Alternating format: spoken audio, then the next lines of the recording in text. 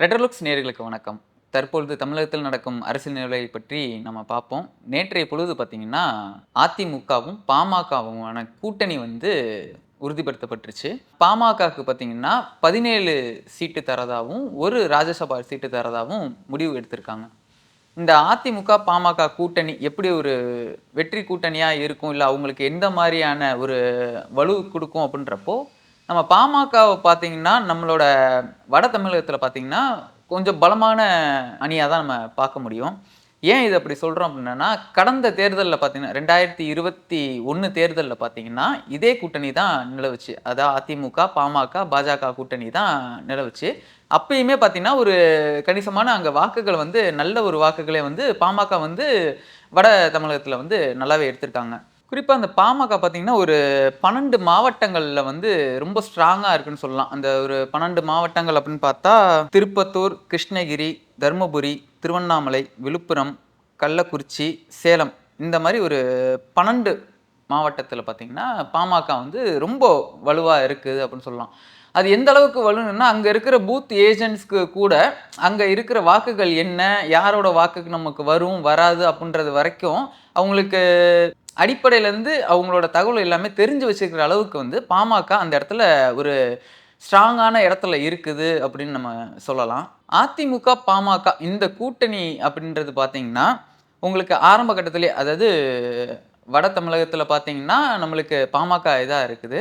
அதே மாரி தென் மாவட்டங்கள்ல பார்த்தீங்கன்னா, அதிமுக ஒரு வலுவான ஒரு நிலைமையில இருக்குது அப்படின்றத நம்ம பார்க்கலாம். இந்த கூட்டணி ஒண்ணு சேரும்போது பார்த்தீங்கன்னா, இப்போதைக்கு அதாவது இப்ப தற்போதைய நிலைமைப்படி ஒரு வட மாவட்டத்தில மட்டுமே ஒரு 20 தொகுதிகள்ல வந்து ஒரு வெற்றி அப்படின்ற ஒரு இலக்க நோக்கி அது போயிட்டுருக்குது.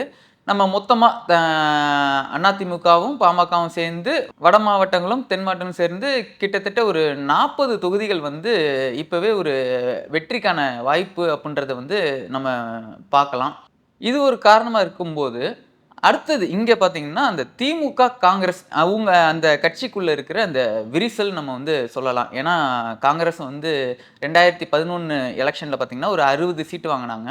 அதே ஒரு 10 வருஷம் கழிச்சு நம்ம பார்க்கணும்னா, ஒரு 23, 24 சீட்டு கிட்ட வந்து வாங்கிட்டு வர்றதுனால, நம்மள அவங்க குறைச்சு மதிப்பிடுறாங்க. நம்மளுக்கு வந்து ஆட்சியில பங்கு வேணும், அதிகாரத்தில பங்கு வேணும்னு சொல்லி உள்கட்சிக்குள்ளேயே நம்மளுக்கு நெறைய கோஷங்கள் எல்லாமே வரும்போது, அந்த ஒரு பிரிவு வருதுன்னு நம்ம பார்க்கலாம். அந்த திமுகவுக்கும், காங்கிரஸுக்கும் உள்ளான அந்த பிரிவ வந்து நம்ம பார்க்க முடியுது. இந்த ஒரு பிரிவும் பார்த்தீங்கன்னா, அதிமுகவுக்கு ஒரு வெற்றி பெறுவதற்கான ஒரு சாத்தியக்கூறுகள வந்து அதிகப்படுத்துதுன்னு கூட நம்ம சொல்லலாம். 2வது பார்த்தீங்கன்னா, இந்த சிறுபான்மையினர் ஓட்டு நம்ம திமுக கூட இருக்கிற விசிக அது பார்த்தீங்கன்னா, இந்த சிறுபான்மையினர் ஓட்டு தான் வந்து திமுகவோட கோர் அப்படின்றத நம்ம சொல்லலாம்.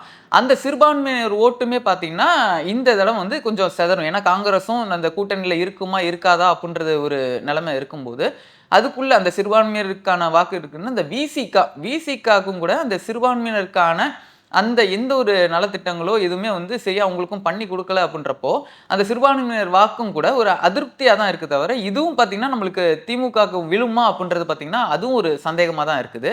இது மேலும் இந்த சிறுபான்மையினர் வாக்கு கூட இன்னும் வந்து அதிமுகவுக்கு வந்து டிரான்ஸ்ஃபர் ஆகலாம் அப்படின்றது கூட நம்ம பார்க்கலாம். இது மட்டும் இல்லாம, வன்னியர் அந்த சமூகத்துக்காக வந்து எடப்பாடி அவர்கள் பார்த்தீங்கன்னா, 10.5% வந்து இட ஒதுக்கீடு வந்து குடுத்துருக்காங்க. இது வந்து அவங்களோட அந்த பெல்ட்ல இருக்கிறவங்களுக்கு ஒரு பெரிய விஷயமா பார்க்குறாங்க. அதனால எடப்பாடி அவர்களுக்கு அந்த வன்னியர் வாக்குகளுமே வந்து ஒரு அட்வான்டேஜா இருக்கிறதா நம்ம பார்க்கலாம். இது போக பார்த்தீங்கன்னா, நம்ம இந்த அதிமுக, பாமகவோட கூட்டணி அப்படின்றது பார்த்தீங்கன்னா, இது வந்து ஒரு இயல்பான கூட்டணி தான். பழைய 2021 தேர்தல்ன்ற பார்த்தோம்ல, அதே மாரி இப்ப இருக்கிற தேர்தல்லயும் இது வந்து இயல்பான கூட்டணி தான். இது நல்ல ஒரு அண்டர்ஸ்டாண்டிங்ல இருக்காங்க. ஏன்னா, பாமகவும் சரி, அதிமுகவும் சரி நம்ம ஒன்றுபட்டா வெற்றி நிச்சயம் அப்படின்றதுல வந்து அவங்க ஸ்ட்ராங்கா இருக்காங்க.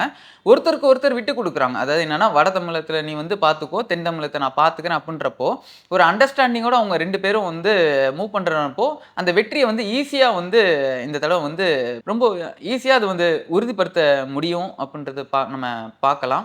இப்போ வரைக்கும் பார்த்தீங்கன்னா, நம்ம அதிமுக, அந்த என்டிஏ, அதிமுக மட்டும் தான் இருந்தாங்க. வேற எந்த ஒரு கட்சிகளுமே வந்து கூட்டணிக்கு வராத இந்த நிலைமையில பார்த்தீங்கன்னா, இன்னைக்கு பாமக வந்து சேர்ந்திருக்கு அப்படின்றப்போ, இது ஒரு பெரிய கூட்டணியா வந்து பார்க்கப்படுது. இந்த கூட்டணிய பார்த்து அந்த திமுகவுக்கு ஒரு களங்கமும் ஏற்பட்டிருக்குன்று நம்ம வந்து சொல்லலாம். ஏன்னா, இந்த 2021லயே நம்ம பார்த்திருக்கோம். அந்த ஒரு பேஸ் இங்க திருப்பி கொண்டு வராங்க அப்படின்றப்போ, இது ஒரு பெரிய பலமான கூட்டணியா வந்து எல்லாராலயும் பார்க்கப்படுது. இது பாமக சைட்லயும் ஒரு பெரிய பலமான கூட்டணியாவும், அதிமுக சைட்லேருந்து ஒரு பெரிய பலமான கூட்டணியாவும் நம்ம பார்க்கப்படுது. அடுத்தடுத்து இன்னும் என்னென்ன கட்சிகள் வந்து உள்ள வந்து சேரப்போகுது, இந்த என்டிஏ கூட்டணி அதிமுக தலைமையில இருக்கிற இந்த என்டிஏ கூட்டணி எவ்வளோ பெருசா இன்னும் விரிவடைய போகுது, எத்தனை சதவீத வாக்குகள் என்ன பண்ண போறாங்க அப்படின்றது எல்லாமே நம்ம அடுத்தடுத்த நிகழ்வுகள்ல பார்ப்போம். நன்றி, வணக்கம்.